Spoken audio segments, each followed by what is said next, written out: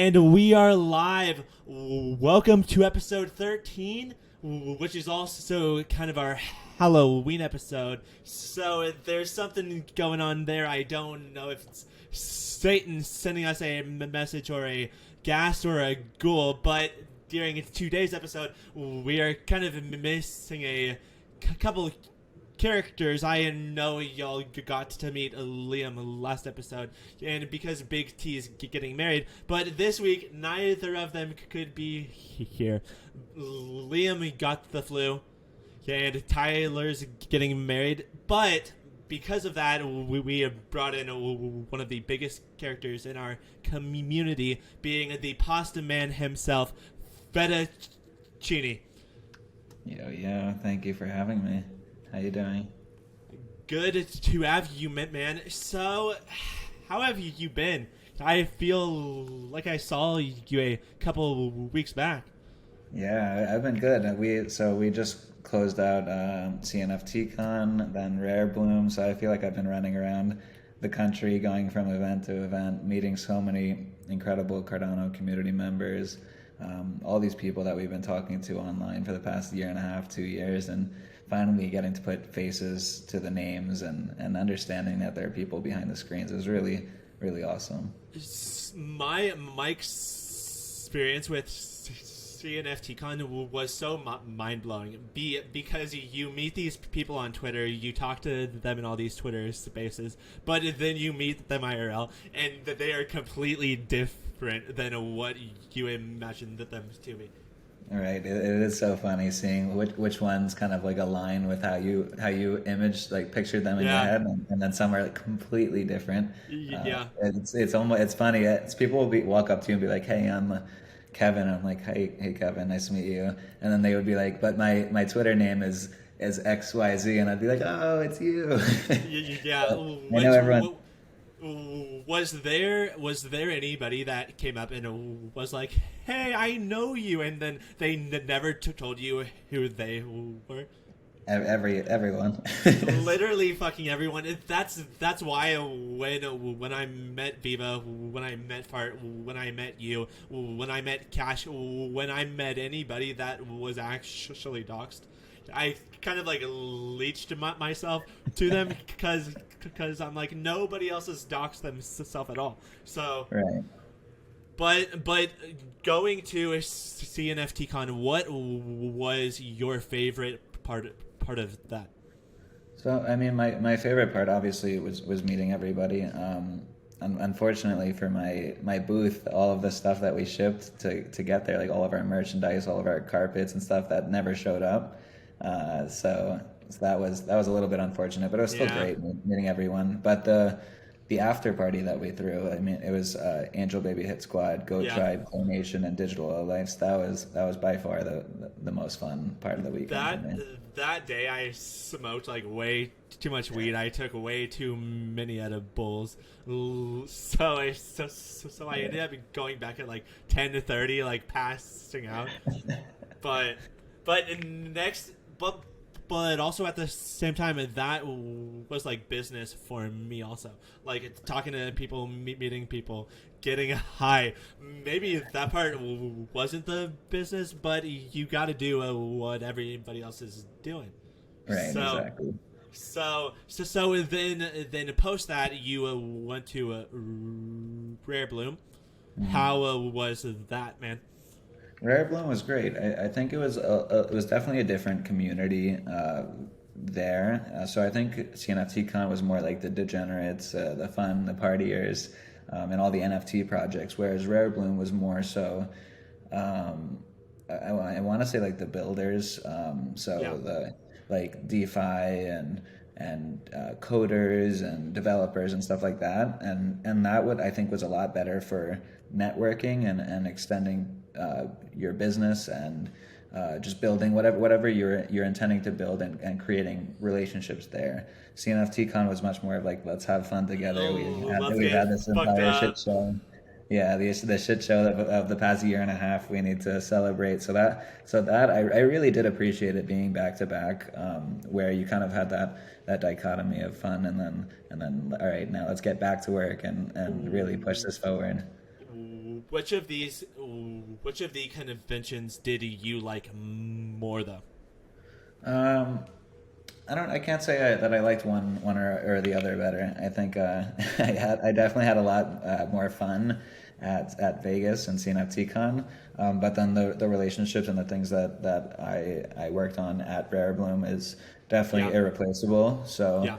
I'm looking forward. I think the fruits of Rare Bloom will be bigger. But I definitely enjoyed CNFTCon. Me too, man. Me too.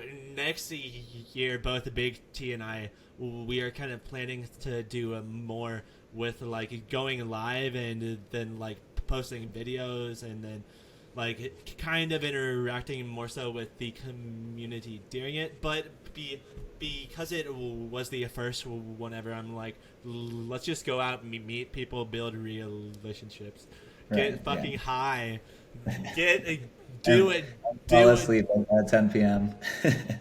See, not just that, but that was the same day that I did a shoey with like the Peppermint Boys or the Ada Army Boys, and then I also took like 5 edibles, and I'm like, yeah, it's time to go home.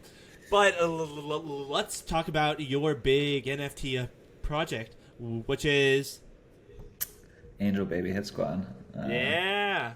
Yeah. So before we kind of talk about it, I really like builders like you that are kind of building two communities at the same time. That's kind of what I'm doing with like making it more enjoyable to learn about NFTs to learn about these people, because in reality we might be on our computers 13 hours out of the day, but there's the 11 more hours where we are completely different. But with that, you are the founder of Angel Baby It's Squad. Yes. So Angel Baby Hit Squad, like you said, it's tapping into two different communities. So when we came up with the project about 16, 17 months ago, and it took about 6 months to create everything for it, the websites, the artwork, the cross-chain element where we can recognize which Ethereum wallet is associated with which Cardano wallet. And we made it because we recognized how little attention at the time Cardano NFTs were getting. And we wanted to expose Ethereum, which is this vibrant ecosystem thriving. Collections were going for 5, 10, 20 ETH and blowing up, while Spacebuds was at like 300 ADA floor, Yep. 250 ADA floor. And I was like, how do we tap into this Ethereum network and bring them over to what? Like our amazing community, like the amazing builders and artists and developers on Cardano.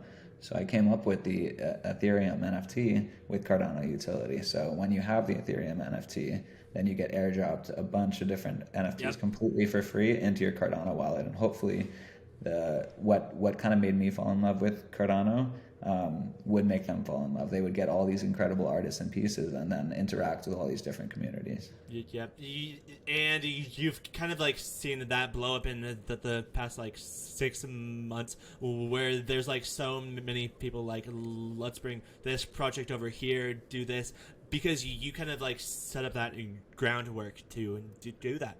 Right. It's really nice. Through the project, we've helped create about 200 or 300 Cardano wallets for the first time, and it's awesome to see That every is day. huge, man.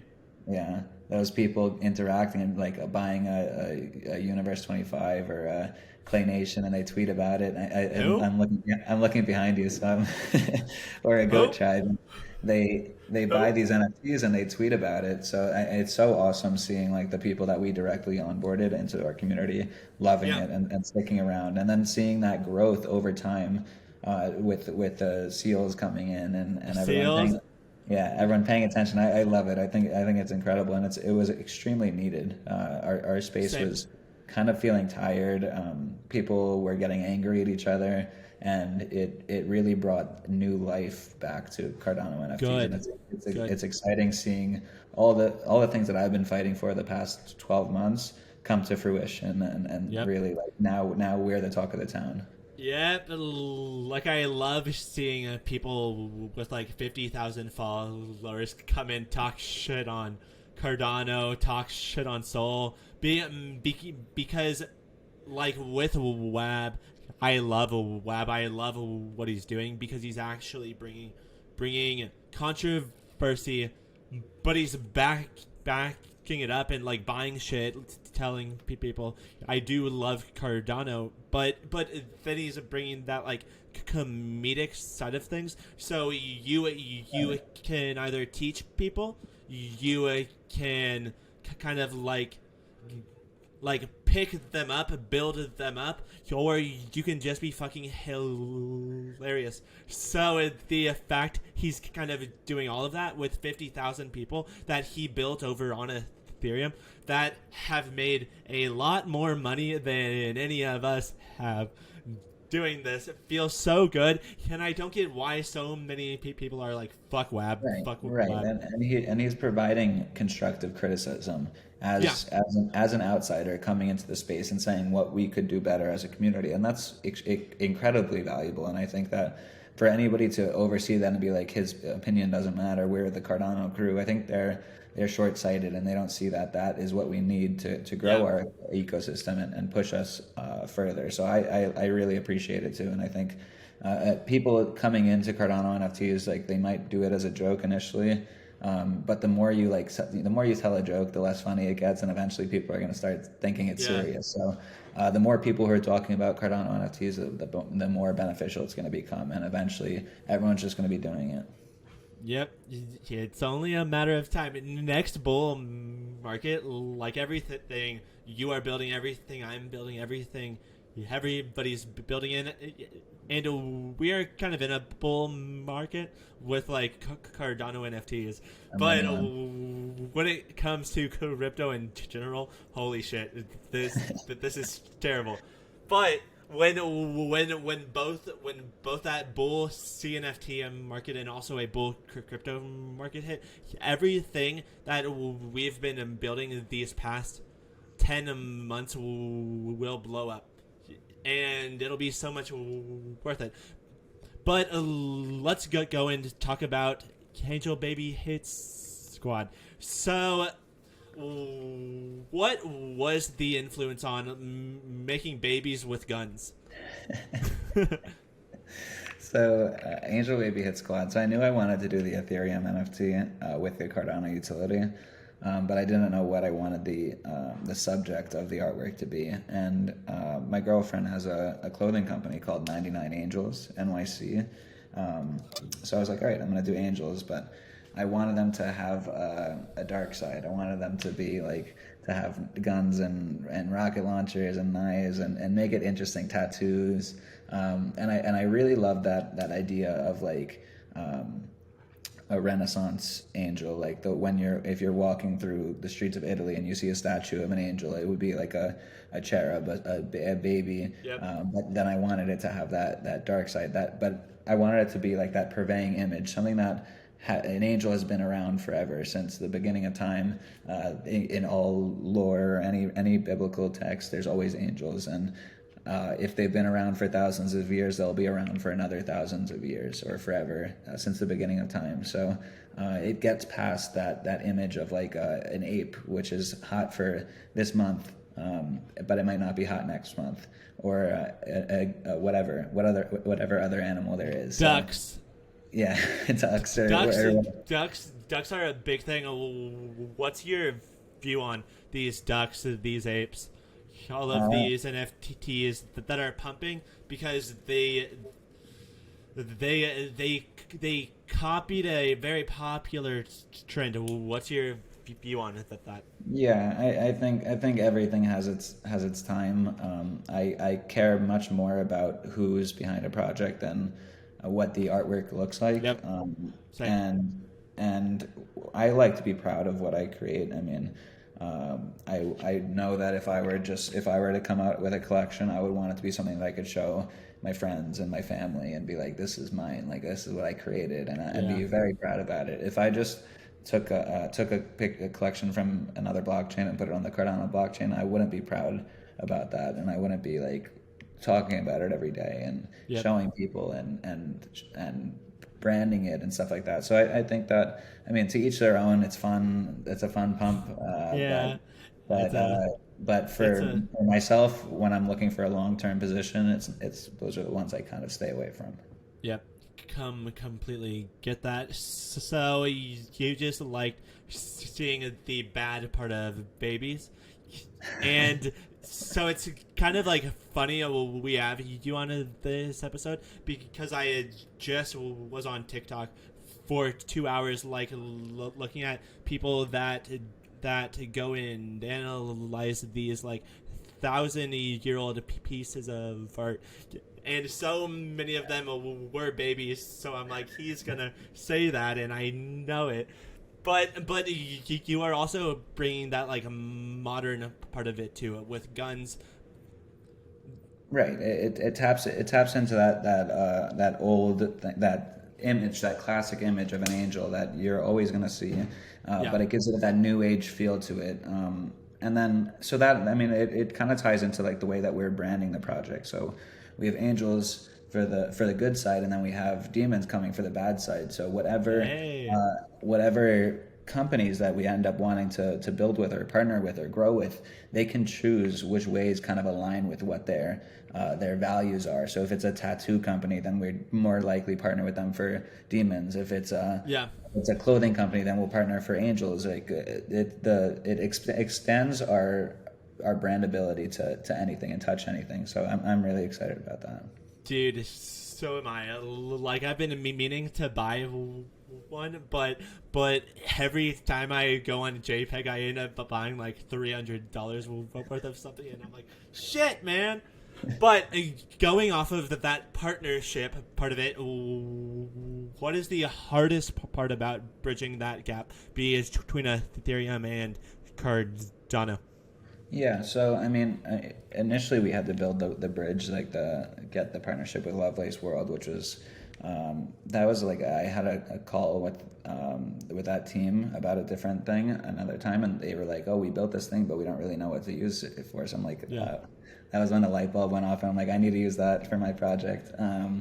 So that was when like the formulation of Angel Baby Hit Squad started. But then I feel like everything kind of fell into place. It was really just because I had built my social stance in the community beforehand. I was like already a member of the community, and people recognized who I was. Influencer. I was already an influencer at this time Oh no, oh no, when I he released said that. it. He said it. So then I was just talking to all these different projects: Clay Nation, Aeonium Sky, Space Buds, with Spaces, Happy Hoppers, and really the approach. I mean, I pay each of the airdropping artists beforehand, and then they get like half of the royalties, and I pay the distribution cost of each. So it was really just talking to them and being like, hey, I have this project. It's an Ethereum project with a Cardano utility, and we want to airdrop these NFTs to these Ethereum collectors so that they understand what we've got going on our blockchain. And most of them were super receptive to it. They wanted to be a part of the first Ethereum NFT with Cardano Hey, utility. So that hey. was cool. But the hardest part of that is The hardest part is definitely the managing of. I mean, we have 17, 18 different airdropping partners. We have 4 different in real life partners. We have 2 different business partners. I have 17 people on the angel team and the demon team. So oh shit, man. it's all these cogs in the machine that are turning and making sure it's all smooth, and continuing building and going forward. That's probably the most difficult part, just coordinating it all. But I mean, it's the most fun industry that Yeah. you could be in. It's the most exciting, the most thrilling. Every day is a new challenge and a new Yep. puzzle to solve. So I really appreciate it. Then when Cardano goes down 70%, it's like, what the fuck do I do? What am I doing? Like back when things were going super well in the community, then when we got that bear market and it went down from like $2 to like 75 cents, like so many projects just went complete silent. Right. Which I think it really shaked out like the. I mean, it's sad to see that that people kind of view NFT projects as a way to make money instead of building businesses. And when you see the money start to dry up in the ecosystem, it really shakes out and it shows people who the true people who care about the space are, and the true business leaders, and who isn't.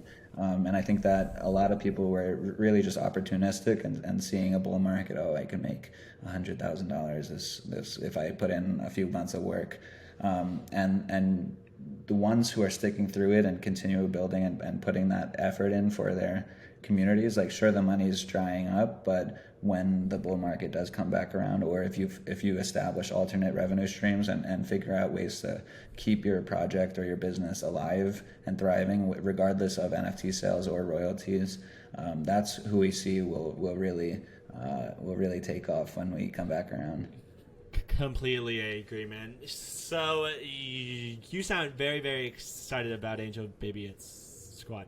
So this next question is, what exactly are you the most excited about in these next coming months?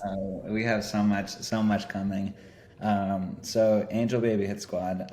So the entire idea is that Ethereum NFT with Cardano utility and onboarding people that way. And then we have Demon Hit Squad coming, which is our native Cardano project, and it's basically attacking the same problem but in a different way, and making the project so cool that people are going to want to create a Cardano wallet to collect it, and they're going to get airdrops by Ethereum and Solana artists, because if you're an Aeonium Sky collector, you're going to create a MetaMask wallet to collect his pieces on Ethereum. You're going to create a Phantom wallet to collect his pieces on Solana because you're a fan of his artwork. So we're attacking that problem, but a different way. So we have, for every angel that you mint, you get airdropped a whitelist token for Demon Hit Squad. It's completely free. So the only way that you can mint Demon Hit Squad is by burning the whitelist token. If you don't burn it, then you don't get it. So you need to. So there's a 1-to-1 distribution of whitelist tokens to angels, and over time those whitelist tokens are going to go to zero as people are minting their demons. And we have an interesting battle against the two. We're calling the war, where 25% of the royalties of angels are going to go into buy and burn the floor of demons, and 25% of the royalties of demons are going to go to buying and burning the floor of angels. So it makes increases liquidity on both collections. It makes both collections deflationary. It's fun for engagement and on socials. We have our utility token coming through passive staking on our angels. Utility token from passive staking from our demons, then our airdrops, then our stake pool. We have a mechanism that we're creating where if you buy the floor angel or the floor demon, you get a distribution of the utility token, and we're using that utility token initially to fund our art upgrade for the Angel Baby Hit Squad. I hired. You sound so fucking busy, but so excited about everything. It's so sick. It's so sick. We hired a world-class artist who's redoing the entire Angel Baby Hit Squad collection. We're calling them the Cherubim. And it's not going to cost any money to the collector. They're going to earn the utility token, and then they pay with the utility token to upgrade their art to the Cherubim, and that's going to be in metadata update, so it's not like burning your collection or anything like that, but when you do that, you earn more of the utility token through passive staking. So there's a lot of fun things that we're working on, and I'm excited to see it come out. You sound like you are the busiest guy ever. Yeah, no, that's just the NFT collection, so there's a lot more going on. So you also talked about making money in other avenues. So what other avenues are you talking about? So if the question's about creating alternate revenue streams, I think that's something that, because I have an entrepreneurial background and I've run businesses before, and I've grown businesses from X and brought it to Y. I recognize the importance of creating alternate revenue streams, and I think that rookie business owners, the people who start NFT projects and don't expect it to be as much of a time commitment as it is, they don't recognize that, sure, you're going to be making money during the bull run, because you're going to sell NFTs and you're going to be getting royalties from it. But when the bull run stops, you need to create ways to create income and sustain your business when there isn't that secondary action. So one thing that we implemented recently that I think is a really cool thing that I haven't seen on any other NFT project is we've extended the IP of Angel Baby Hit Squad. So now not only do you, like if you owned an angel, you would get the image of your angel and you could brand that how you want. But now if you come to me or come to our team and we approve you as an approved creator, you could use the full Angel Baby Hit Squad IP. You could tap into our logo and our full name. And if you were a carpet maker, then you could become the Angel Baby Hit Squad carpet maker. If you were a hat maker, you could make Angel Baby Hit Squad hats. You could make hot sauces or pasta sauces or whatever it is. And if you're doing all the work, you get 95% of the profits. But because you're tapping into our community of 3,000 collectors, we get a kickback. And nice. if we have 100 or 1,000 different creators doing this, we have 1,000 different income sources coming in and building our brand. So not only is it increasing their income and tapping into our community, but now we have 1,000 different creators who are increasing our global brand. Yeah. Damn. That is like kind of what I do with the universe. Like I use it as my Twitch PFP, but I don't make any money doing that, so I don't owe them shit. Exactly, but it's a mutually beneficial relationship with the creator, and I think that extending that, especially with the cherubim upgrade, the art upgrade, so I think that makes it a lot more brandable. It's not going to be babies anymore. Yep. It's going to be these warriors, so full.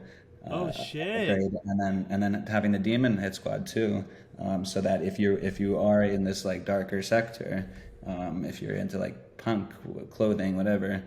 Then you could have the demons to tap into, or if you're on the nicer side, then you have the angels to tap into. So it's cool building that out. Then you can kind of use both of them. Like say you make this like super hot sauce, that then you put the demon baby on it, but then you make this very like sweet type of like salsa. You put the angel baby on it.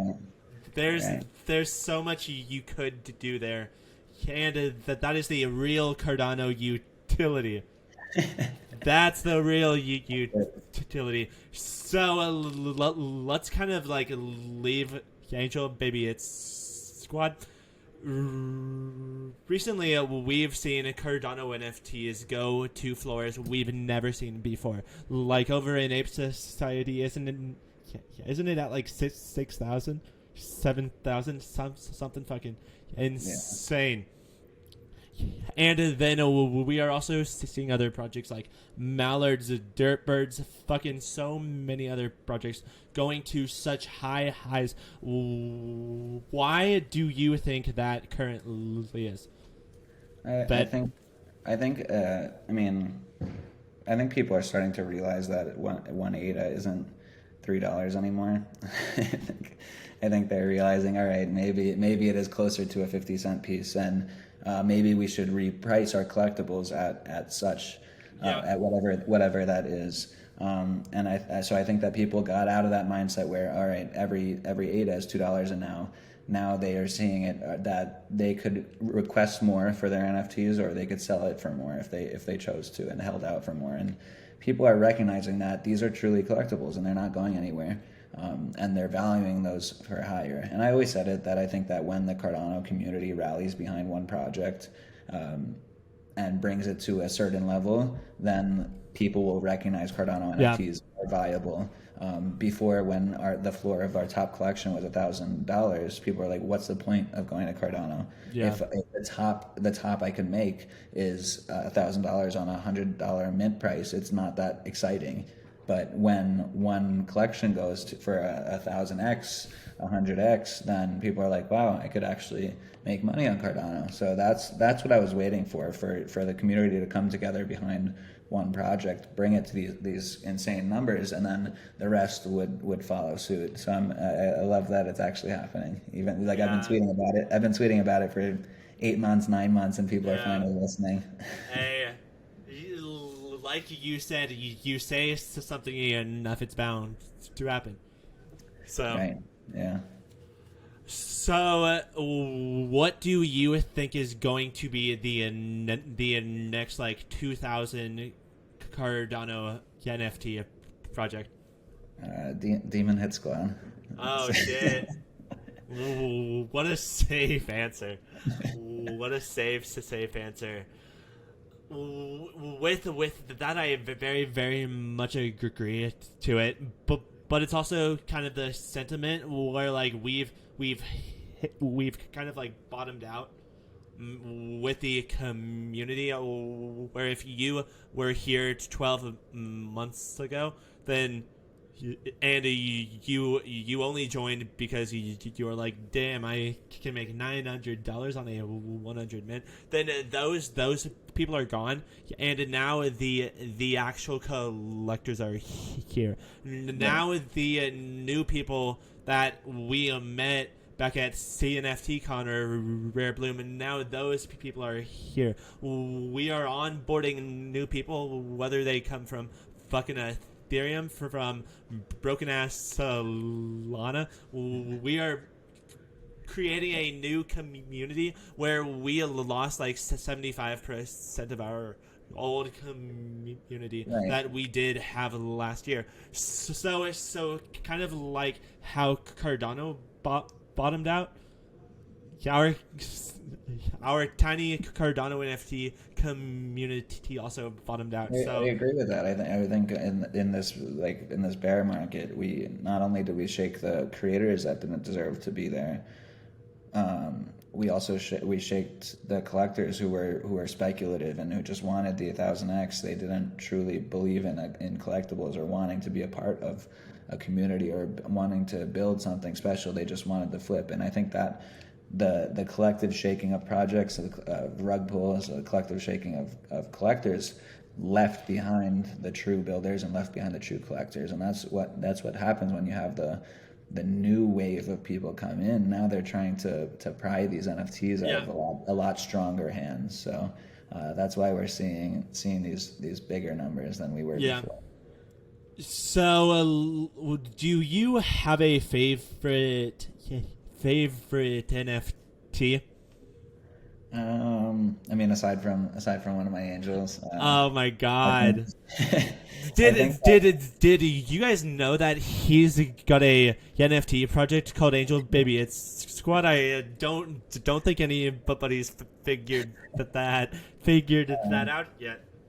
I'm a big fan of collectibles. I mean, I came into the space through NBA Top Shot. I've been a baseball card and a basketball card collector since I can remember, and I always want something that, regardless of the team or regardless of utility or regardless of anything, there is that value, and I think that for that collection, that no matter what happens, it's always going to have that historical value as Space Buds on Cardano. So I think one of my Space Buds, I would say, is just there, and I would, if I had one NFT that I could choose to have from Cardano, it would be that one. Obviously, there's teams that I super support and I super love, and I love a bunch of different NFTs. But if I had to solidify it down to one, it would be that on Cardano. That's right. Do you have any NFTs over on Ethereum? Yeah, I have some things in the Bored Ape ecosystem. Not a Bored Ape. I've Mutant Apes. I have Other Side Land. I have the Gutter Cat set. I have a bunch of different things there. Nice. One of my best plays was Goblin Town.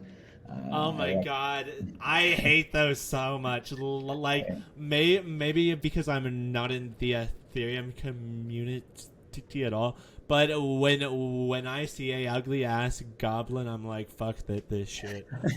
Why is this going for thousands of dollars? I made a crazy play on that. I just recognized that like there was something special behind it. Not obviously the art was like weird, but the team was like something out of the blue, and the fact that they were able to get so much attention out of a free mint.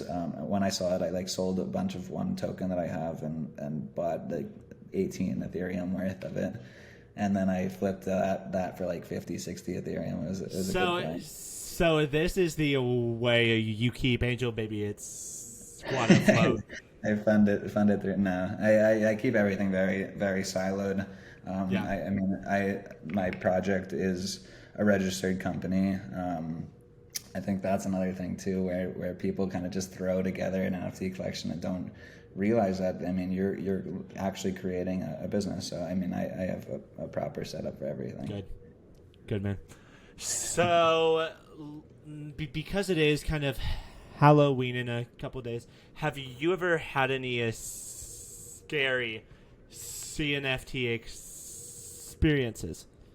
Yeah, my first introduction into Cardano NFTs, I didn't know what Cardano was or how to collect NFTs because I was doing it through Top Shot. It was all self-custodied by their platform.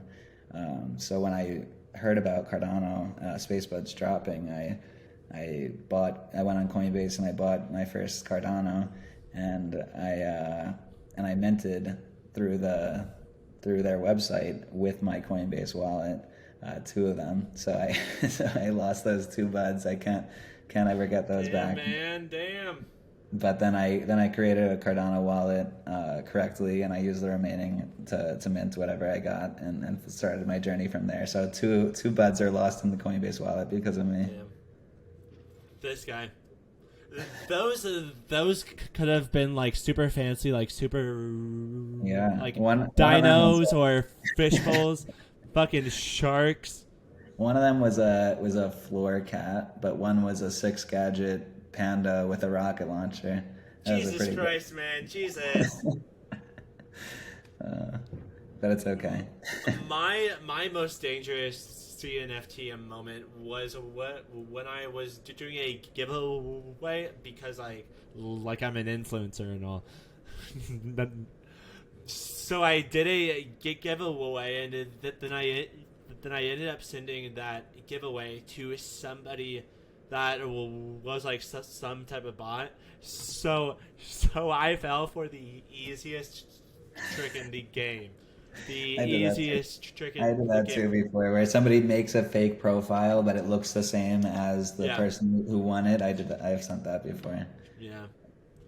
Which sucks and all, but then that person put it up on the market for like 75 ADA, so I'm like, okay, yeah, I'll buy it, and then I'll do it again. Yeah, and then it's just a cycle of me being scammed over and over and over. But that happened to me. Has it happened any other times? Like because you kind of are a bigger name, and there's kind of a target on your back, I bet, to like get some of that Angel Baby hit. I've had people make Discord usernames and pretend to be me and open up like chats with people trying to get them to send me money, but it was actually them. That I got a DM one time, and it's like, am I actually talking with you? I'm supposed to be sending 10,000 ADA, and I'm like, no, don't don't send any money. That's like something I also get is like never send money to anybody ever on a line. Maybe if you talk to them, maybe if it's a actual mint in an actual Discord, it's different. But don't send 10,000 data to fucking anybody. I'll never ask somebody to send me money over Discord unless like I'm your friend, like somebody's friend, and we're like talking over the phone. Yeah, it would never actually be me asking for money. So it's something funny about this podcast is we've done about 13 episodes, and each time I always ask them for 10,000 data every time. So no, I don't, because nobody in this community has money. Damn it! We lost it all. Maybe if we were over on Ethereum and making billions of dollars with these monkeys or these cats or these fucking goblins, but nobody makes him money over here. Maybe some people do in it now that some of these monkey projects are pumping, but yeah, nobody does. So that kind of gets us away from our Cardano NFT questions. Now let's talk about you as a person. That I'm ready. Okay. So, have you ever experienced any paranormal activity? No. No? I do have a twin brother, so sometimes that scares people. If one of us walks in a room with them right after the other one, and somebody already thought we walked in. But yeah, no. kind of with that. There's a thing when you are a twin where you feel the emotions of that person. Does that ever get you?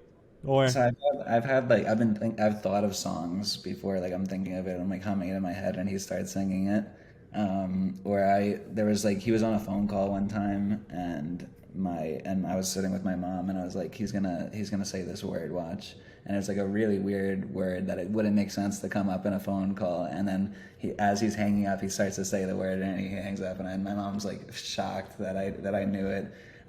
So weird things like that, but we don't feel each other's pain and stuff like that.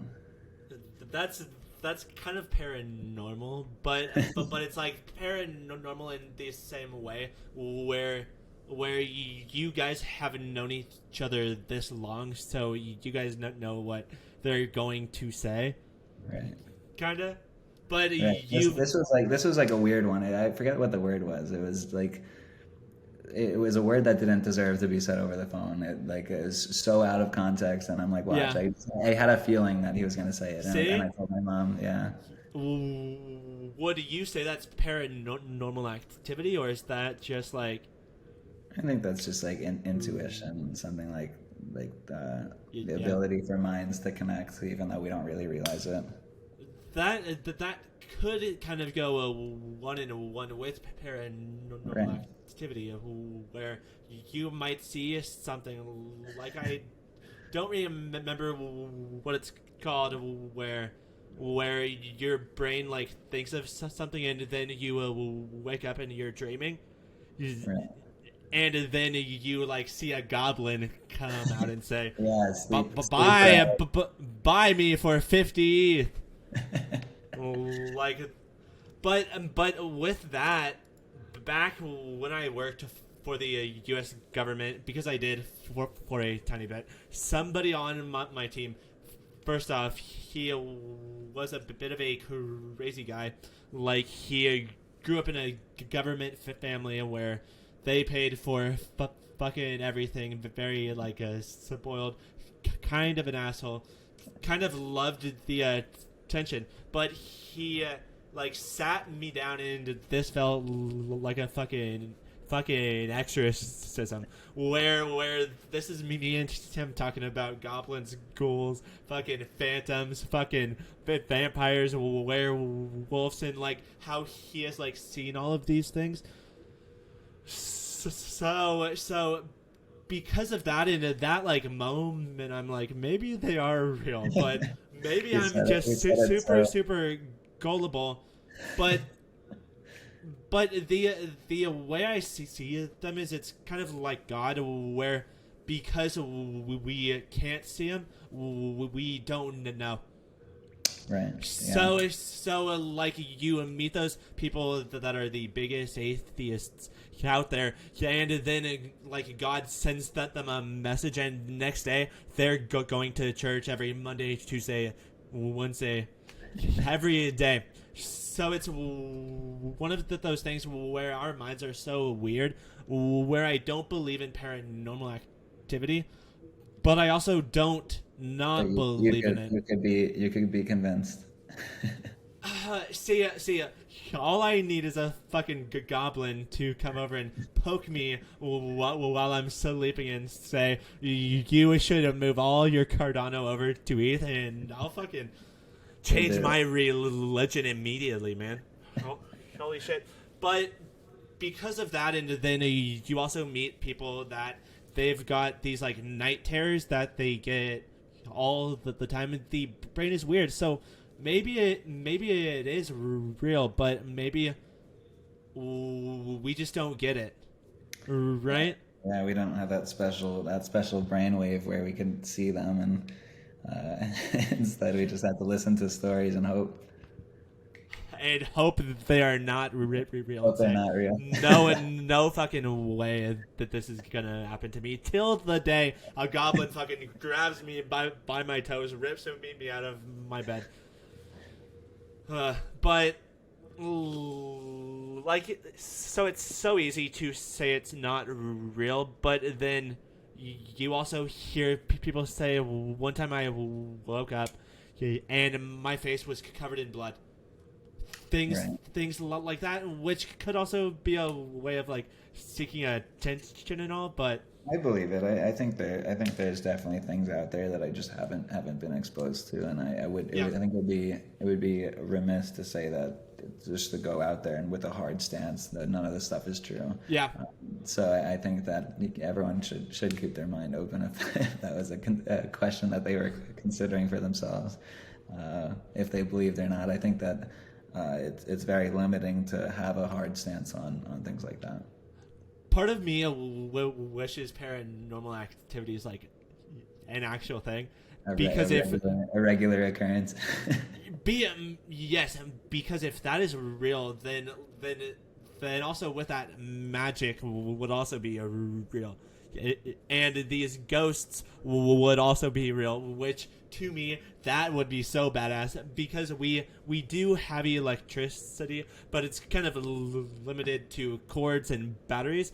But if paranormal activity is real, then knowing us as humans, we will find a way to harvest that energy, make it renewable. Fucking fuck these ghosts hard over. Riding the electrical bikes to keep the lights. Literally, man, literally, that's like those robots that to me that would be like such a good investment if we made these robots cost like 200,000, but then you could like rent them out to people to like mow their lawn, to do all of these things. What if we had our own personal ghosts?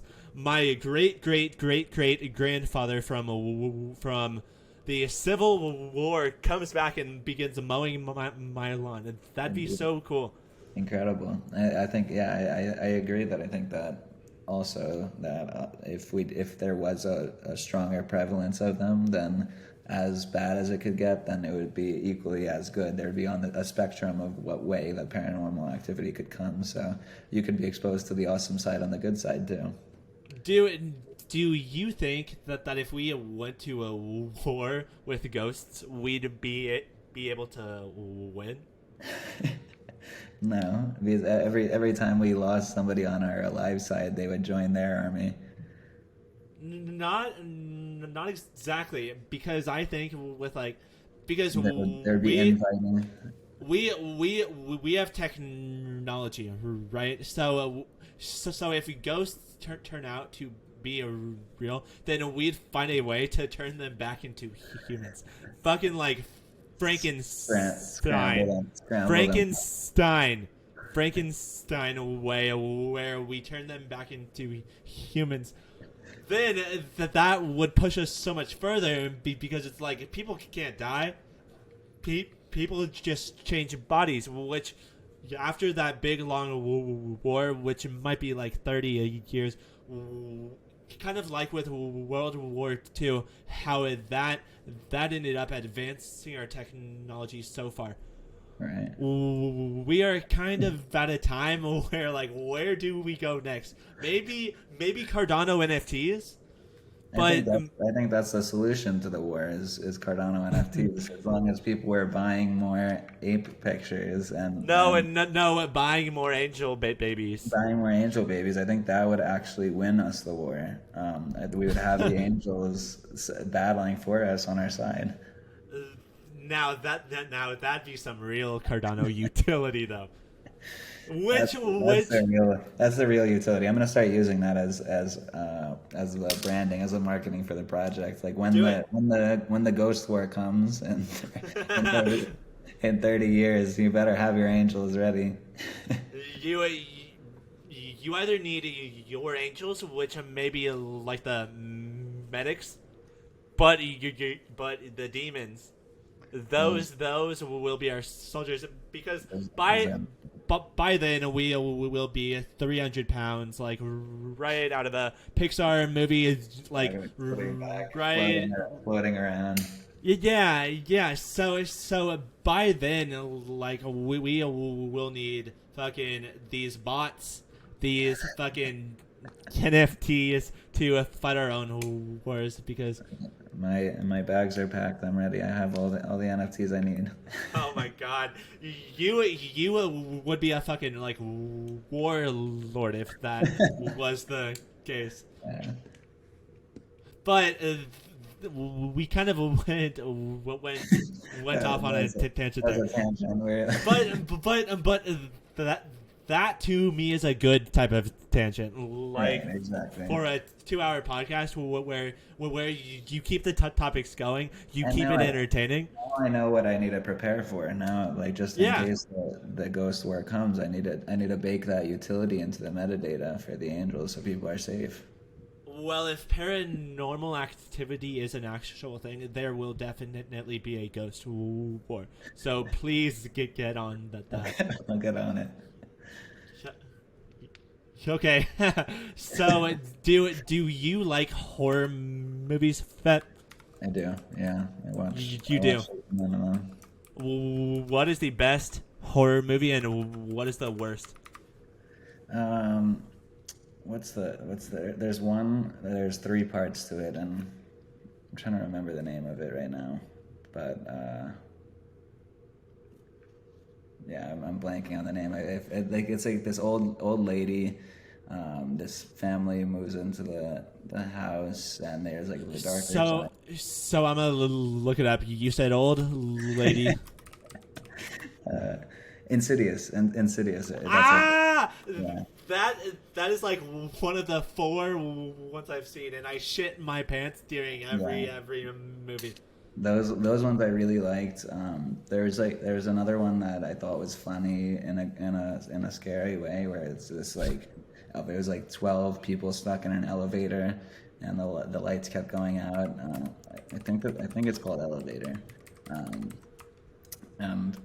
every like the lights would go out, and then one would be dead, and they were trying to figure out who the person was in the elevator. I think it's called Devil. Devil, yeah. That one was a good one. That is like such a basic horror movie name, Devil. Yeah, it's worth a watch though. It was like very interesting enough so that I think I watched it twice. I don't really know the bad ones. I kind of put those out of my mind.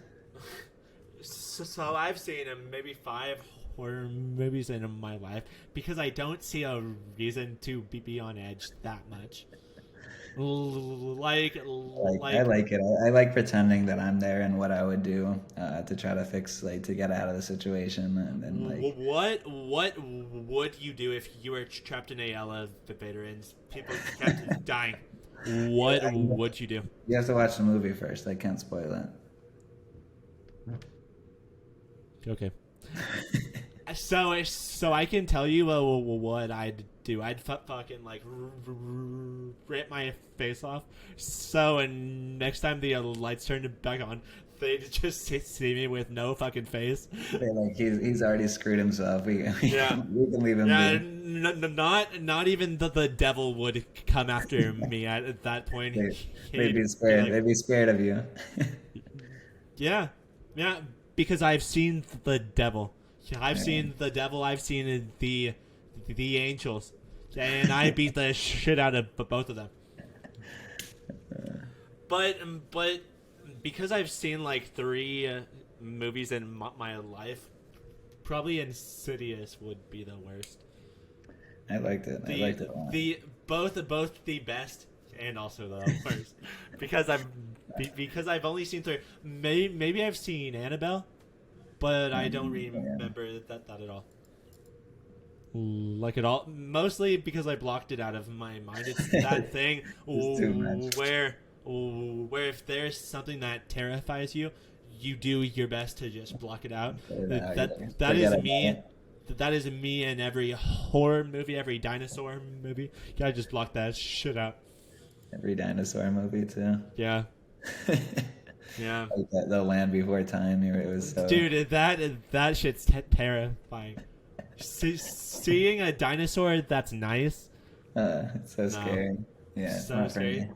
Jurassic Park I watched when I was like 5.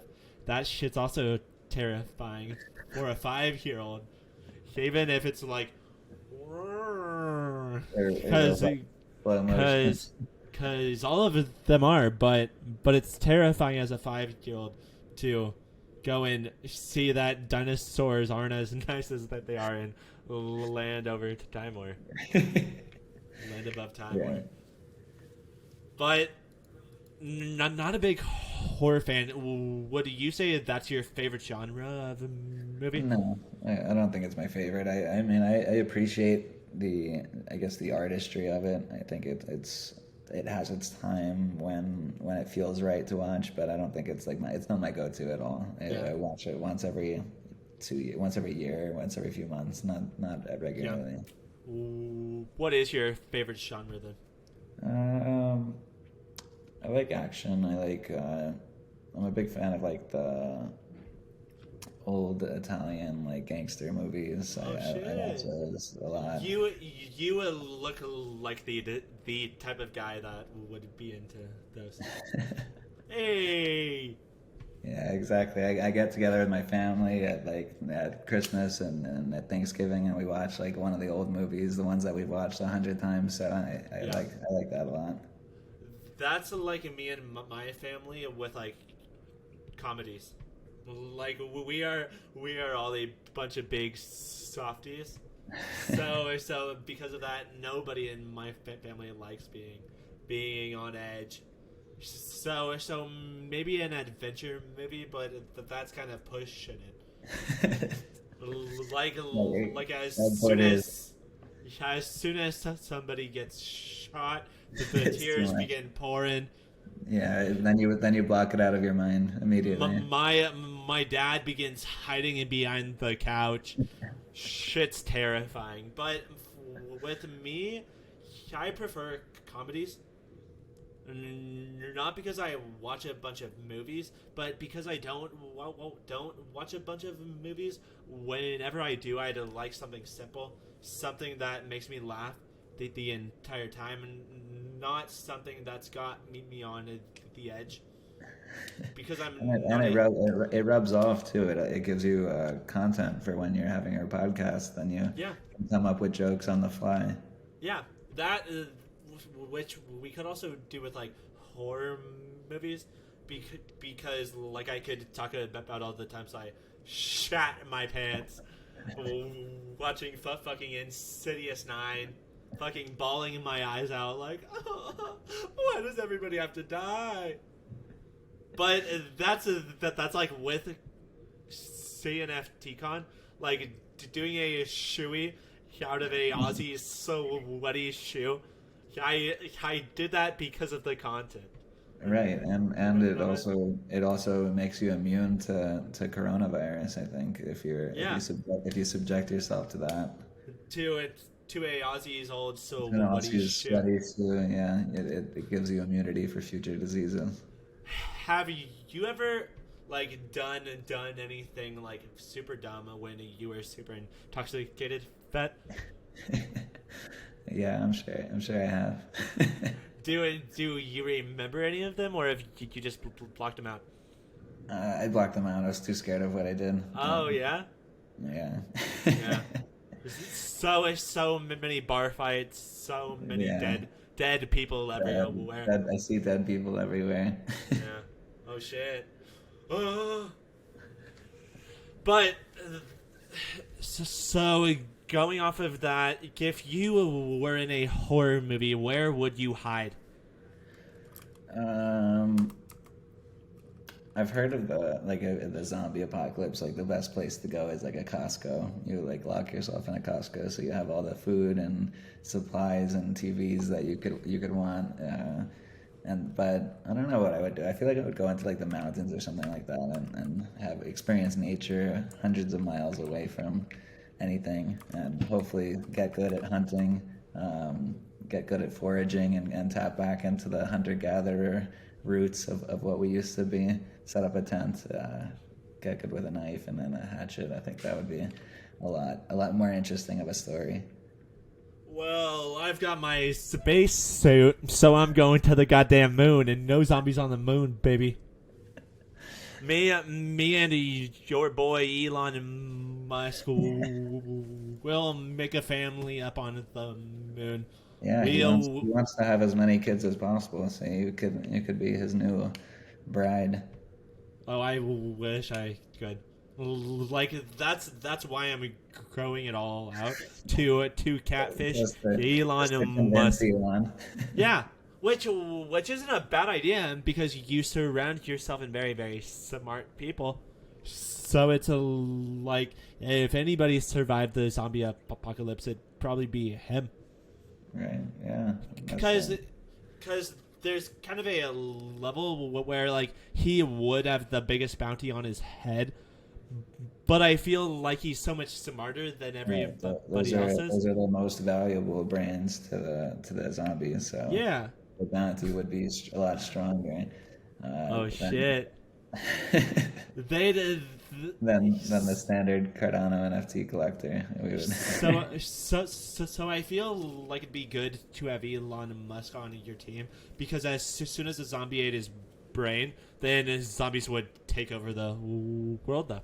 Right. Yeah, and especially if you're bearing his child, he would take really good care of him. So if you were bearing Elon Musk's child, what would you name him? Oh. I don't know what I would name him. What was his last one? Like X2Y2? I would probably name mine Looks Rare or OpenSea. Maybe name him KBHS. KBHS. Yeah, so what I ended up doing is having 12 kids, and I didn't name the first one AB.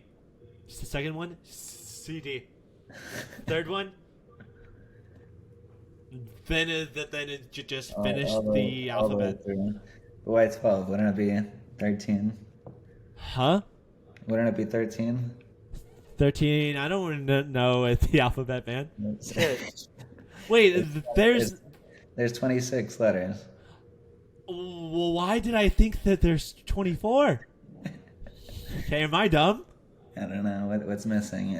DN. See, but you also don't need a K. You don't need a fucking X. Yeah, so I'm just like marking. If you pull out DN, then you have 24 letters, and it'd be 12 kids. DN. Yeah, D's nuts. Ah. That's fucking bad. That's fucking terrible. But going back to talking about a horror movie, so say you are locked in a mansion, meaning you can't go hide out in the wilderness for the rest of your days. Where do you hide for 24 hours? In the mansion? Yeah. Do I have internet access? No. I would probably hang out. Die. I'd probably just die. And I mean, if I didn't have internet access, what am I doing? You can't even buy Cardano NFTs for 24 hours. If I can't buy Cardano NFTs for 24 hours, that's not a world that I want to be living in. So yeah, fair. So basement makes sense.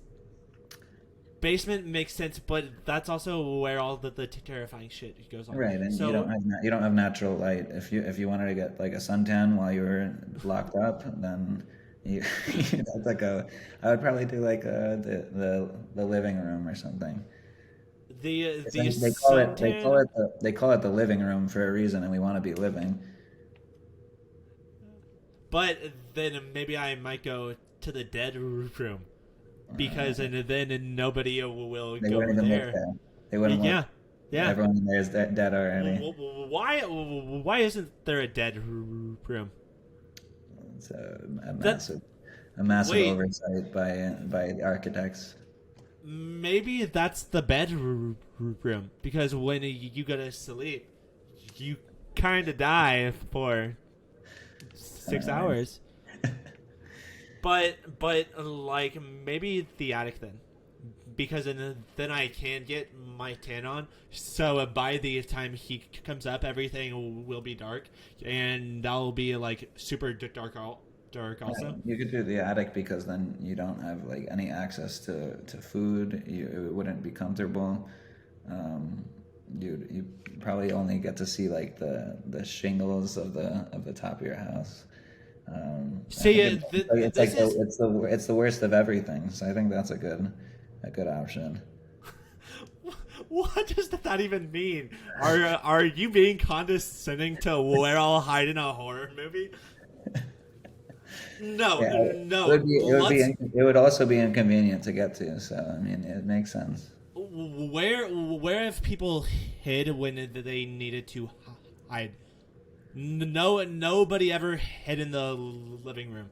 Like this might be a bit controversial, but let's go back to the 1940s. Nazi Germany. Where did they hide? They did not hide in the fucking living room. They hid in the basement or the attic. Yeah, I mean now I'd be hiding in plain sight. I wouldn't want to be. I would play the secret Dead. detective. Yeah, I'd play dead in the Uh, bedroom. you'd be a dead angel, baby. It's squad. Oh gosh. My thing is because I am in a mansion. There's got to be a ton of hidden like doors.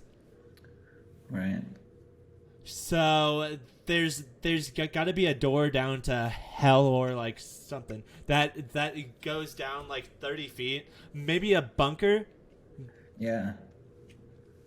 So maybe that. Maybe. Maybe what I'd do is that there'd probably be an inside pool, so I'd drain that pool, then I'd put a tarp over it, and then I'd fucking suffocate. No, Or maybe not that. or you could swim. I mean, it's probably a better time than draining an entire indoor pool. See, what I'd do is I'd drain it halfway. I'd drain Yeah. it halfway, then that way I'd be up, but I wouldn't be doggy paddling. Right. Because I'm You could drain it and then put back fresh water so that you have a lot of drinking water. That's a good idea, but where am I gonna get all that fresh water from? That's a secret from the sink. The sink that's attached to the indoor pool. Ah, now I see. That is like something that could be useful for like two things: to have a sink attached to an indoor pool, maybe a shower, so you can shower when you are in the pool. While you're in it, yeah. Yeah, get all that chlorine, all that dog shit off of you. Yeah. You'll All that dog shit that you had on yeah. you. Maybe it's because I live in Texas. Like we should just have dog shit everywhere, but dog shit, cow shit, people shit. It's We everywhere. where else? I feel like it's such a cliche to hide in the shower. Right. So That's all the scary movies have somebody in the shower. yeah. So maybe like hiding up high in a cabinet. like you and I are big guys, so that'd be terrible. But Yeah, well, I mean, I'm trying to weigh the convenience idea of it too, and I feel like getting into a cabinet that's that high up and staying there for 24 hours seems like something I don't want to do. so would you rather die than be alive in a cabinet for 24 hours? Well, yeah, that was already established that because I couldn't buy any Cardano NFTs for the 24 hours. Ah. There's been like months where I didn't buy any NFTs, but that's because the other months I'd buy like 255. Get So it out of your system. yeah, I kind of don't. need to. I think my longest streak is like a week. A week. Yeah, Oh, what is your biggest bag? space buns. Which is, tell me. How many? Yeah, I have 50 of them. 50 of them. That's a small bag. Oh, To it. man. I need to step it up. Yeah, get on my level. I own fucking 90 of these dudes. Oh, wow. Of the universes? Yeah. Yeah, I have a lot of them too. I think I have like 140 or 150. Yeah. That to be fair, that is also a big bag. So just give it a couple more months and it'll be at the same floor. That's a collection that I think hasn't gotten the love that it deserves. I think they're an awesome team. I think they're putting in a lot of work, and I Yeah. think like that's something that I'm just holding, and I know that down the line it's going to go up. I think that they're really converting. There's liquidity still. If I listed in one of their NFTs now, I'm sure it would sell within a few hours, and that's something that you can't really say about a lot of other collections. By me. By me. My thing with them is they haven't gone on hiatus, but because there's not been a huge mutation since they dropped, people are like, oh, are they fucking doing anything? But go the floor for them's like 70, so it's Really? not bad because it Yeah. pumped up. I've I got mean, to look it up. No. mint price was 42. So I mean, Yeah, it's not doing bad, but I could talk about this project all day. Huh? 67 floors. So like 3 weeks back, it was at like 40. So yeah. it's I mean, doing I think good, but it's yeah. People are seeing that they've been putting in the work. It's a collection that deserves the love. And I mean, for people who minted a year ago, they're up 50% on their ADA. So I mean, me too. Yeah. not me. Dude, so many of them I bought for fucking like 300 to 200, 500. Like I'll send you my newest guy, which I love. I'll post it up there, but he's a guy I bought for 400 going back like maybe last week, 2 weeks ago. Like I said, I don't buy NFTs ever because I don't believe NFTs will ever do anything. But Well, I mean, if you want to get prepared for the Ghost War, that's dude, coming.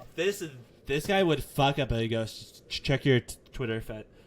This guy would fucking beat the shit out of a ghost. Yeah, that's fire. I mean, And he looks a little distracted with the phone, but see, that's because he is piloting a fucking drone. missiles towards Yeah. zombies. So Right. it makes sense. But you where would you hide in the fucking living room? Give me a goddamn answer, Fat. The people deserve to know. I would hide in the pantry. I want access to snacks for the entire 24 hours. And I could pretend that they're veggie mates and junkies and that they're NFTs. True. Would you go up top, like top of the pantry, like I'm thinking it's a pantry you can walk into, because it is a mansion. So maybe And I there's a have pantry, yeah, inside the pantry where the dad like keeps all his hookers. He keeps all his billions so the wife Right, doesn't find and the lazy boy chair that everyone has in their pantry. them. Um, so that, and I would probably I'd probably hop on. I would go on top. Hookers, I have hookers, lazy boy, lazy boy, drugs, everything, uh, money. money. Yeah, So just if that, you just like that. survive, you'll Yeah, be able to buy I even mean, I'm 50 in there. more buds. I'm in there for 24 hours, so I'd probably like go in one corner for a little bit, then go on top for another hour or two, and then go down into the lazy boy for a few hours. I might But land then for you'd be making so much fucking noise though. Like there's a bad person in here that wants some pasta. could I lock it from the obvious? Every pantry has a lock from the inside. Um, so I would. Which type of lock? Like, would it be one of those like Well, super tactical? I'm imagining it's like a bank vault that I'm in. Uh, and I close it up. It has air conditioning and snacks. And Um, hookers. yeah, and a backup generator. Yeah, fair. That's what I'm just assuming every mansion's pantry looks like. Doesn't every pantry have that? But Right. Yeah. we That's where I would go. It has the indoor pool fair, that fair. I already drained and filled with water. You are taking mine now. You Well, I've got then that. I'd I have that all included in my pantry, so I mean, ah you were very limiting. then you could shower in the pool and we'll wash your hands. Your hands off, yeah, after you eat all this Yeah. snack. Okay, so let's move on. So The most informative YouTube interview. uh, this is not educational. This is the way you No, survive. this is educational. This is this is how the This playbook. this episode is apparently This is the you playbook on how to survive the impending ghost war. you are really going to like this next question because it is Halloween. You have to get away with a murder. How do you do it? How long would you get away with it? I mean, from my drunken nights that we talked about the bar fights, I think I would get away with it for pretty long. But I, This is such a chaotic episode. I fucking love it, man. Go on. Tell us. so what the method I do it and Yeah. and How have you done it these past dozen years? And how have you gotten away with murder these dozens of years? and can I need to here wait before I say this. So the way that I've murdered people in the past, just so they don't record me saying it. Don't worry. We don't have the camera turned on. Oh, good. Thank goodness. How would I do it? I'd probably get them addicted to buying Cardano NFTs. Then eventually, when the token goes down to like 1 or 2 pennies, they would realize how much money they've lost in Cardano NFTs. Yeah, and I guess that's the wrap. Would it be kind of like people that get addicted to drugs where they begin where you taking pop? It's like Lay's. Once you pop, you can't stop, or is it? Yes. Once you pop, you can't stop buying Cardano NFTs. But then they begin taking monies from their very wealthy parents, their family, their lovers. So everybody leaves them. Then And most of us aren't blessed to be Elon Musk's child bearer, so we don't have those endless those pockets to to keep tapping into. You just got to put on a space suit and he is fully torqued. But that's not a terrible idea, because then you be like, oh, buddy, I'm so sorry. Let me take you on vacation. And then you drive him to the middle of fucking South Dakota. Right. You fucking murder him. Nobody cares about him because he's a fucking loser that buys Cardano NFTs. But then I would need to get the seed phrase before that happened. Yeah, you'd say, so I'll let you live if you give me the seed phrase. Then he gives you that. Like, behind my back, I need to be crossing my fingers. Yeah. Because you don't want to be lying to them. Because then he might feel bad, and then he might FUD Angel Baby. It's right. Yeah. Yeah. We can't have that. Yeah. No fun. So I've got a real answer, because I've thought about this before. Because there are some mean people flooding all my favorite projects. So something I'd do to them is I'd murder them, but then I'd feed them to pigs. Because pigs eat every part of them, and pigs eat everything. So first I didn't need to sell my butt over there for a couple thousand ADA, and then I'd go and buy a farmhouse with that couple thousand ADA. Then I'd buy a gaggle of pigs. Then I'd murder this fucking futter. And is that what it's called? A gaggle of pigs? Yeah, is it called a gaggle of pigs? I know ducks. It's a gaggle of ducks. What's a group of pigs called? So it's called a drift or a drove, but I kind of prefer gaggle. Hey, drove of pigs. A whole drove. That is the most like fucking English way of saying it. Like, that's the English way. We say gaggle over in America. Yeah, it's a cool way to say it.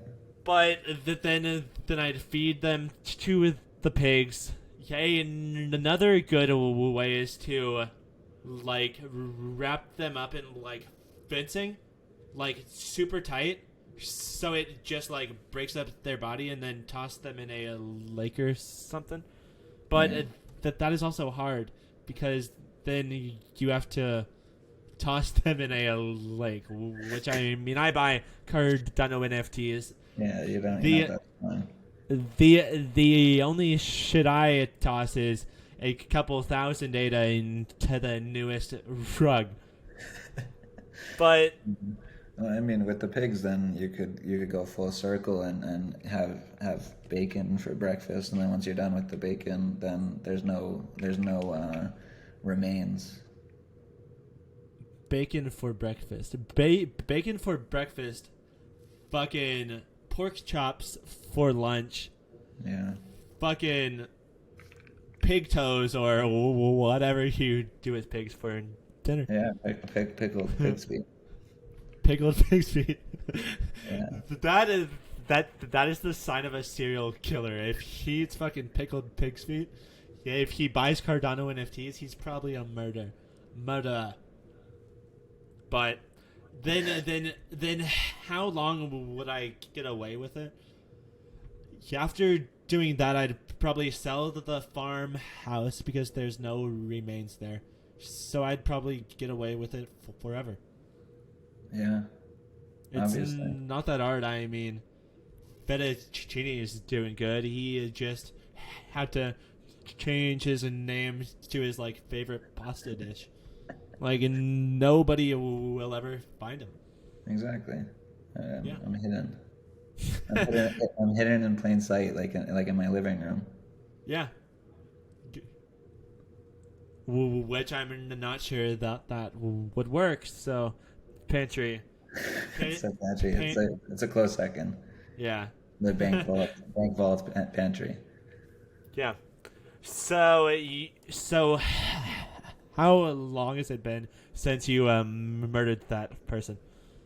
Oh. That you don't have to answer that. Yeah, I plead the fifth. Okay. So our next question is, what is the best Halloween costume that you have ever worn? I don't know what the best one. I know when I was like a kid, then I would do like a bunch of crazy costumes. Recently, I did that all denim outfit that Justin Timberlake wore. So I'll pull it up. Yeah, it's like Justin Timberlake and Britney Spears in all denim. And I did the So I'm sure. What the fuck is this? So I'm sure you looked fantastic. Yeah, that was what I did. I dressed up as Britney Spears. Are you being serious? No, I'm kidding. I did Justin Timberlake. You kind of look like JT. Yeah, that's what I go for. Yeah. So have you ever been in a pop band? No, I wish. Well, I mean, we could begin a pop band. You, me, Big T. Who else would be in your pop band? I heard that CJ Cardano Jer, he's been making music recently. We could have him. He looks like he'd be in a pop band. Yeah, that'd be a good crew. Kind of would be, because like CJ would be the pretty boy. Yeah. Fucking Big T would be the fucking nerd that like ladies love. And then you'd be the groupie. And, yeah. Yeah, and I would be the drummer. Frontman. You'd be right in the center, in front of the lead singers, in front of everybody, just like drumming. Yeah. Because everybody loves Fettuccine, and nobody loves a guy that can sing. Right. Yeah. I mean, I think that's the most important part is showing the people named after pastas instead of the singer. Yeah. Something I'm learning is that whenever I go on a date to an Italian restaurant, the females always order fettuccine. so it's like, is that why you picked your name? Because females just kept on ordering you, or do you think of me every time you hear that? Kind of do. Like she says fettuccine, and then I'm right here.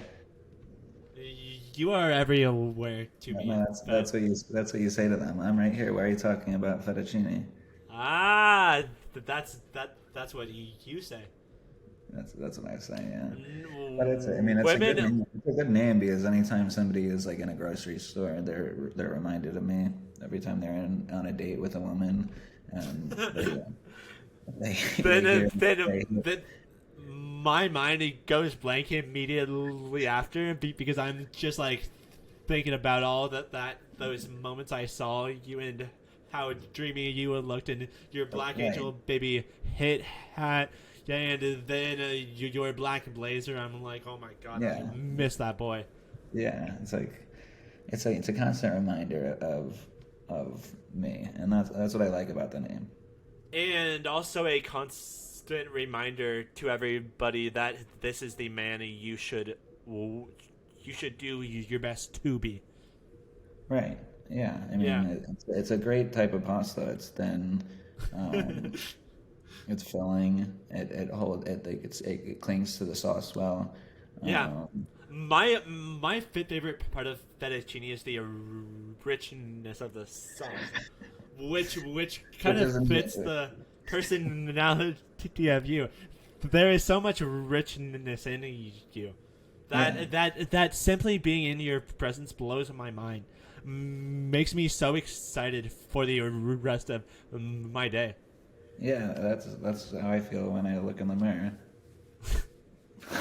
What topic are we fucking talking about? What is the best Oh my gosh. Halloween There's gonna costume be so you have many ever worn. clips. There's gonna be so many clips of this video taken out of context. This is gonna be Big T's dream because Uh, he's trying to do his best to make like 30 TikToks per week. So this entire episode's just gonna be a goddamn TikTok. oh, it's so bad. Like we talked about business for 30 minutes and then we're like, And then we talked about the ghost war for and pasta for the remaining hour. that's a good fucking episode though. But Yeah. we aren't done yet. So my best Halloween costume I've ever had was back when I was a little baby man. My parents, they saw me as this like plump fatty, which to be fair, I am not that anymore. But back then, because I was so juicy, because I was so plump, because I was a plump angel baby, my parents made me the Pillsbury Doughboy. So cute. So they gave me a white face. They made me look all cute and shit. Gave me a big chef's hat. So I don't think it is. Yeah. So it's like, can black people do blackface? I think they can. Yeah. Because it's kind of like that's why we can't say the N-word because we were mean with the N-word. So we don't get that privilege anymore. Right. Yeah. But that's another reason why we can't do blackface because we were mean with the blackface, so we can't do it anymore. But do it anymore. But I don't think we're ever allowed to do it. But have we ever been mean with whiteface to each other? Have you ever been offended by somebody wearing a white ghost Leah appearance? No, I mean, maybe it just reminds me that I need to get outside and get some sun. Every time I look in the mirror, Yeah, my face looks so fucking pale currently. That's why I'm wearing white just to make it look like I'm a little bit more tan. See, I'm wearing orange, so it shows how fucking pale I am. Like, I'm 10 shades lighter than this fucking orange, and there's only 9 other shades. We're actually the same shade right now. It's like that image where it's like the gray and the black, and in the middle it's the same color. But we kind of are though. You don't notice until like you cover up the middle line. If you hold your hand over the screen, yeah, then you'll see it's actually the same color. You also went to Colorado where you did nothing but tan the entire time. So that's not fair. Meanwhile, in Texas, it's like fucking 32 degrees out. I'm wearing this everywhere I go to get in the 32 Halloween Celsius. Mood. Yeah. Yeah. Yeah. we use Celsius over in Texas. Over in this household. Makes it very, very difficult to live over here, but yeah. But being a Pillsbury Doughboy and rocking that white face felt so good. Oh, but then I've got something bad. So one year I dressed up as a dog, not just any dog, but Scooby-Doo. So I had big dog ears, I had a big dog tail, I had a big black nose, but I ended up first off, this was high school, so I was a fucking idiot, but I ended up getting like brown paint, and I ended up painting. I'm filming this. I mean, so am I, man. So I ended up like painting my face like brown because I knew I was a dog. Because I also had a big black nose, big dog ears. I had a big dog tail. But that entire night, every white person there said, "Dude, you are so racist. Oh my God, you're so racist." But then every black person, every African American person, that they didn't mind it at all. Right. So I was so confused by that. They just thought you were crazy. This is me coming out as a crazy person. If you guys didn't know, I'm fucking insane. But during this time, that was because I knew I was a dog, but nobody else saw my big floppy dog ears, my big floppy dog tail. Right. But You left those at home before the party. Yeah.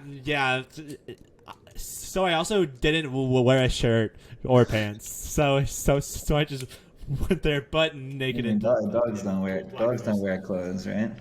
Dogs don't, but sometimes they do, and when they do, it's fucking adorable. Do you have any pets? My family does. I don't personally have any pets. I had a snake for a while. You would look like you'd be a cat guy. I am a cat guy. See? Want to know how I know that? Yeah, what about me? It rings that bell. You've got a very calm demeanor, but your humor also reminds me a bit of a cat's.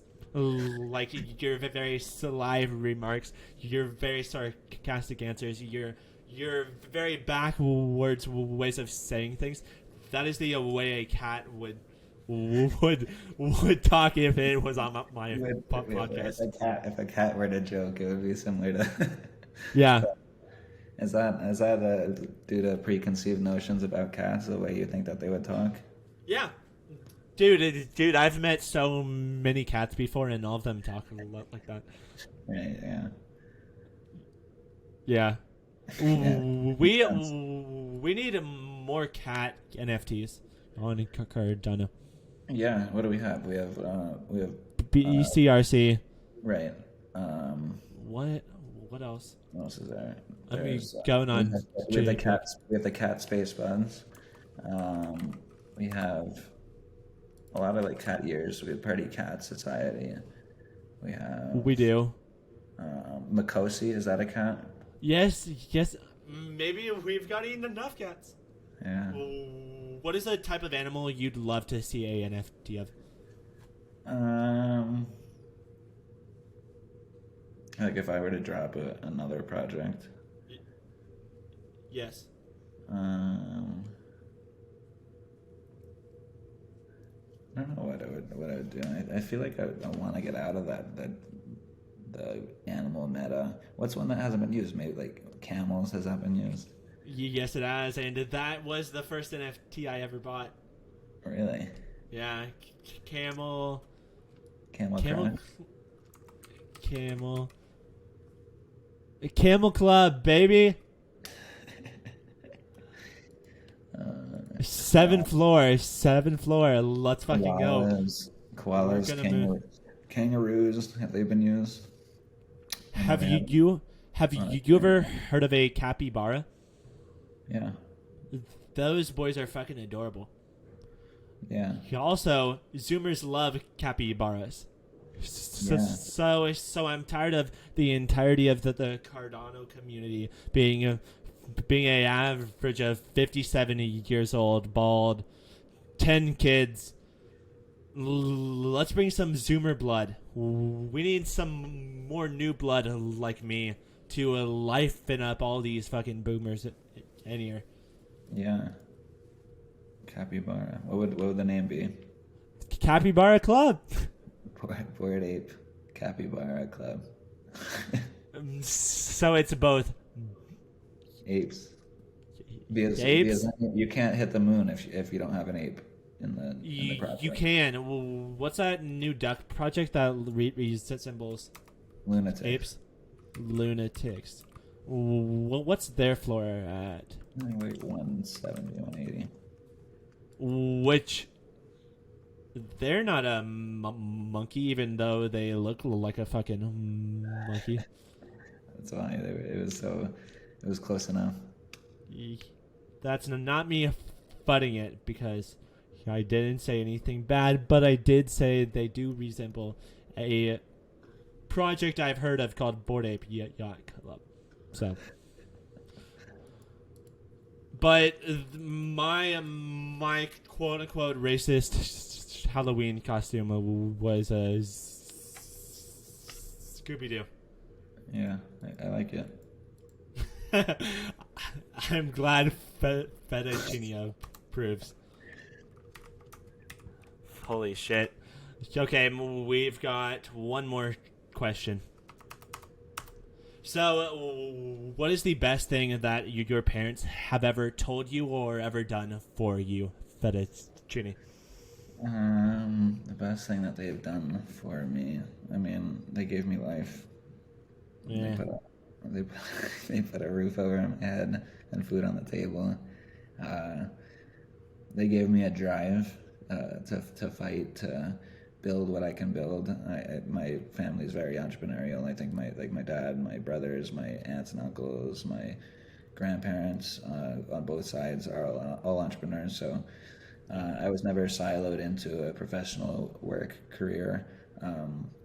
I was kind of given the freedom to do what I wanted to do and create when I wanted to create. And I started multiple businesses. I worked my way up through companies on the marketing side, just giving creative solutions to build these brands from zero to 100 and thousands of employees and whatever it may be. So given that freedom was a major blessing. Yeah. And that's given me my drive and my competitiveness today, and why you see me every day on Twitter and on Discord and so public and proud about what I'm working on and what I'm building in this community. And that's why I'm so excited about it, because I know that I have the full backing of not only myself but my family and my friends, and I know what I'm building. And you. Mine kind of resembles that, but my parents have never been in that entrepreneurial. Say it. Entrepreneurial. Entrepreneur bread, but be kind of. Entrepreneurial. But my parents have always been very entrepreneurial. But with that, they saw me back in a university, a bit very lost, very sad. Yeah, and the best thing they ever told me was to drop out. Because I feel like most parents in that same place would just push their kids to keep on going, so they could be the best employee ever. But then when you go down your own path and you are forced to either sink or swim, then you are much better off in finding a new drive, finding a new reason to get up in the morning that's not doing the same banking job for 30, 40, 50 years. Right. So we're in a new age. I mean, we don't need to be working in industrial jobs if we don't want to be. yeah. There's insane amounts of opportunity, and insane amounts of industries growing every day. New fields that have never even existed 2 years ago, 1 year ago, and being limited to. I mean, we're not in the coal mines anymore. We're not 6 years old going out into hard labor, but that's given us the freedom to kind of explore what we want to, even if it's just like a side hustle. Like, you have your job 9 to 5, and then at night you can explore and watch YouTube and learn whatever you can about whatever industry you're interested in, and grow from there. And I think that this is an incredible time in our world to be able to do that. Do your parents like what you are doing, or are they like crypto? It's a scam. No, I've been in crypto since 2015. So they know about it. I've told them to dollar cost average into Bitcoin and Ethereum since then. Yeah. So they understand it more so than most people their age, and they think it's exciting. They see how passionate I am about this space and how much I care about it. And I think they just see that, and then they respect it, and they understand that this is something bigger than just one person. Yeah, that's kind of where my parents are at too, because I got in like during the very beginning of the last bull market. Mhm. So my parents like saw it go up and up and up, and they're like, "My son's so smart.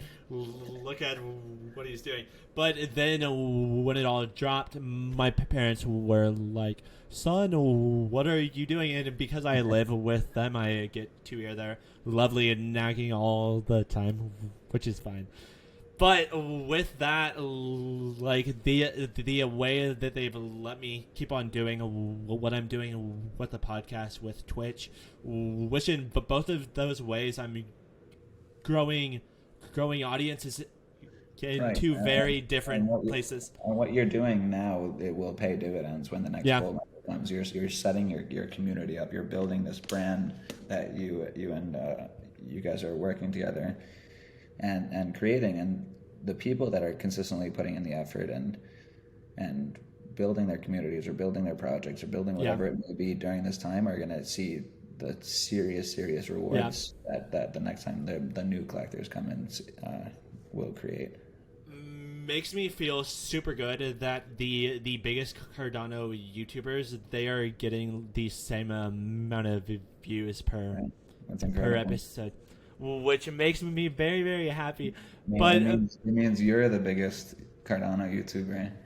let's fucking go. My goal is to be the most professional Cardano YouTuber, which if y'all have listened to this You got a podcast. long way to go.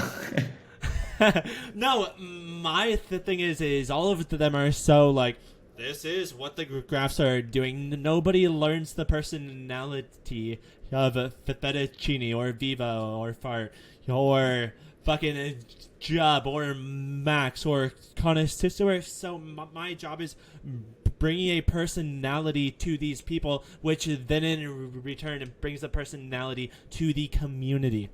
So that's kind of what I'm doing, which means I'm not gonna blow up as fast, but I'm gonna blow up in a safer way. I Bec- love it. I love the approach. It's different. It's not like, I mean, people approach creating YouTube videos the same way every time, and people yeah, approach creating projects the same way every time. And it's the people that take these different approaches that are willing to kind of break the barriers and take a risk and create something different that change the game. And yeah, man. whether it's you wearing a dog mask or it's Or a fucking spacesuit it's because a we're very going to tasty. the goddamn moon. But whoever they choose to and however they choose to do it, those are the people that I like to be behind and I like to support. Thank you So so much, Fett. I support you fully, and I'm excited to Thanks, see man. the growth of your YouTube Me too, channel. dude. Me too. It's fucking terrifying because you post an episode and you're like, oh my god, it's going so fast, and then nobody watches it for like 25 hours, and it's like, we got 5 views. Let's go. But but but it's such a good comfort in this community that is currently filled with toxic bullshit where people are calling shit out, and maybe it's not as bad anymore because the CNFT markets are doing better. But there's so much bullshit being tossed where it's like, we need something to sit down and talk about the ghost wars for Right. Yeah. 20 Yeah. minutes. People are too attached. I mean, this space is supposed to be fun. It's supposed to be collectibles. It's supposed to be enjoyable, where you talk with the community and like what you like and what you don't like about collecting. I mean, you don't see people in the baseball card industry screaming at each other because this player didn't perform so well. And I think that that's a mind something in their minds that they have to change. Yeah. Where it's not my bags against yours. It's all of us collectively trying to push the space forward. And if we change that, perception, then people will have a lot better of a time in the space. And I think that that's something that I appreciate about the way that I view the space. That I view it in a very positive way. And I think that a lot of people approach Twitter and approach Discord in a cynical view every day, and it's such a destructive way to view Yeah. the space. And not only that, it rubs off on other people and it rubs off on projects, and that's the real destruction. And I think that if everybody kind of had that mental shift, then we could all get to where we want to go. Yeah, a big reason why I don't care about making money into this anymore is because I've kind of like seen the way that's like trended and gone, where I'm like, people that are searching to make $20 here and now, those are the same people talking shit, like blowing up on people when they say things. If I wanted my collection to go up in value, like in one of the collections that I bought into, by saying on Twitter, why isn't this floor price higher than it is right now? That's not going to accomplish what you want it to be doing. No. But if you don't think about the price and you're just like, this is such a awesome community, I love it so much, the founders are awesome, this is so cool, like everything, and you tweet that, that's going to accomplish what you intended to accomplish with your negative tweet. Yeah. My tweets these days like don't even talk about NFTs. It's about like hitting Costco wieners in public and shit. Yeah, like I mean, you're building your own brand.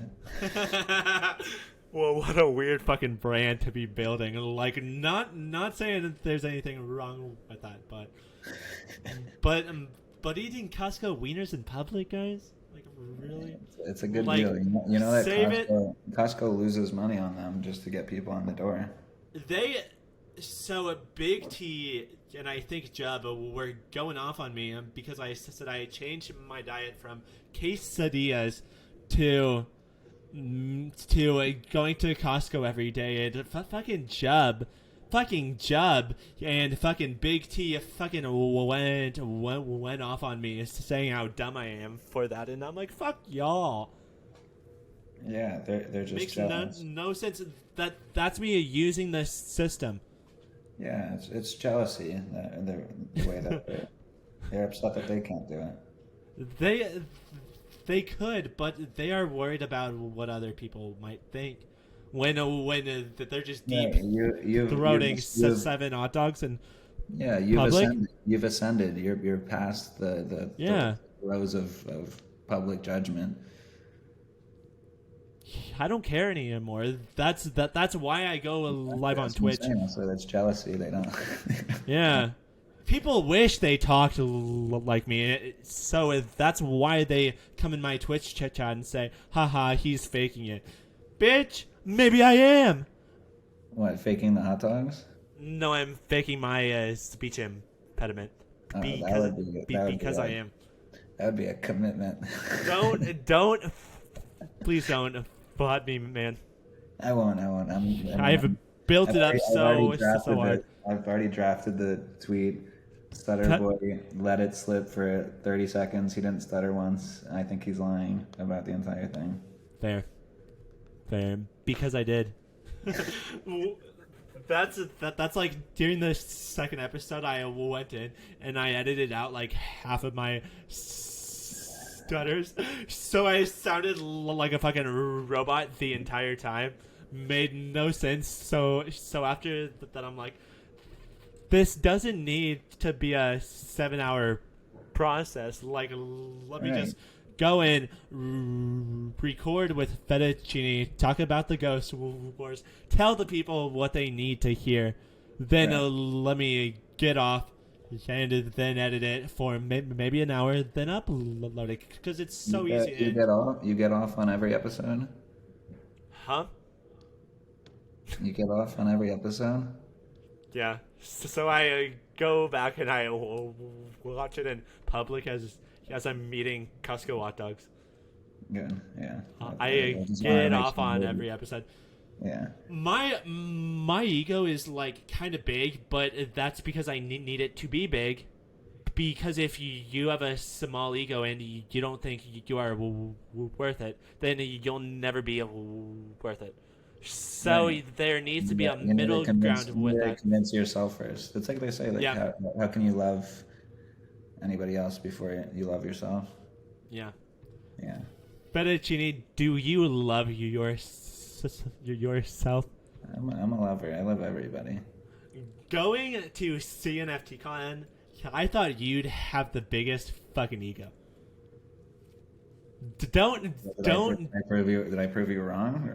Yes, definitely. That's why I'm having you on my podcast, and Thank you. not Yeah. big T anymore. Yeah, I mean, I play it up on Twitter. I think just because I think it's like a look people like to have for the project founders, like, oh, this bigger than life person. But I mean, in real life, I'm just a normal Yeah, person with a stronger than normal drive. yeah. You and I both. Do you ever get distracted, like with like YouTube videos, TikToks, things like that? And if so, how do you go against that? I don't think I don't get distracted that much. I think I have too many things going on in Damn a it. day to, to not to distract myself with it. Sometimes I've gotten back into Candy Crush recently, um, because I like the dopamine of completing a level. Um, but aside from that, not much. I think I've got too many things to be focusing on that to allow myself to go down that TikTok rabbit hole. What I need to do is like maybe add another thing to that. Because currently I do the podcast. I go live on Twitch, and then I also fiat farm, and I drive Uber, which they all kind of intermingle there, because I Yeah, can if you think about it, tell. it's all investing in your personality because like Yep. you become a great person conversationalist through Uber and through your fiat mining, and it allows you to just keep that flowing when you're on the There, podcast. there is no way I could have kept up with you during this podcast if I hadn't been driving Uber for a year. Like I feel if Big T was on the podcast, he'd be like, "What the fuck is going on? How do I keep up?" We are talking about 15 topics that we didn't even add. What the fuck is going on? But I feel like this was a fantastic episode. Bet. I agree. Thank you for hosting this. Dude, I loved having you. Next time we have you on, we'll have Big T, and Awesome. it'll be a whole ass party. We'll get a whole gaggle of cool Cardano kids to Yeah, drop by. we'll all get off. Definitely. And by getting off, we are talking about our dopamine receptors. Right. Yeah, nothing else. Nothing else. We're not talking about So, Elon Musk. so, so, so on that note, guys, we do appreciate you dropping by and watching this entire episode. It was very, very chaotic, but very, very enjoyable. Next week we should have Big T back, but if not, it'll be like this episode where it's super chaotic but super enjoyable. Bet. So, is there anything that you'd like to plug? Yeah, we have about 20 days left of minting angels before we cut that off. The 1 year of minting, it's coming up, so that's exciting. So get your angels while you can. Be ready for Demon Hit Squad. So we're an entire native Cardano team, and Demon Hit Squad will be the first time that we could actually show that and show that the capabilities of our team. We have 3 different development teams working on it. I've got a ton of people working on incredible things for that project. So just be ready with your whitelist tokens. And how much is the mint? So it's going to be 166.6 ADA, or about $60. I think less now, $50 if ADA keeps going down, to mint that. But you also need the whitelist token to burn it, and that you get for free from minting an angel, or you could buy it off of secondary. I think it's like 70 ADA on secondary. Post this podcast, I'm gonna go over and mint a couple. So Awesome, I appreciate that. perfect, man. Well, anyway, Fet, was super nice meeting you again and talking to you about the fucking Ghost Wars, about these dope ass pantries, about fucking everything, man. Yeah, And I'm glad you're gonna have your angels to protect you in the ghost war. It's dude, important. I'm gonna need them. Like, I'm gonna get them with launchers, fucking snipers, fucking everything. But for those people that watched this entire episode, make sure to go drop a like, maybe go sub down below, and we will see you on the next episode of the Degen Report. Bye, guys.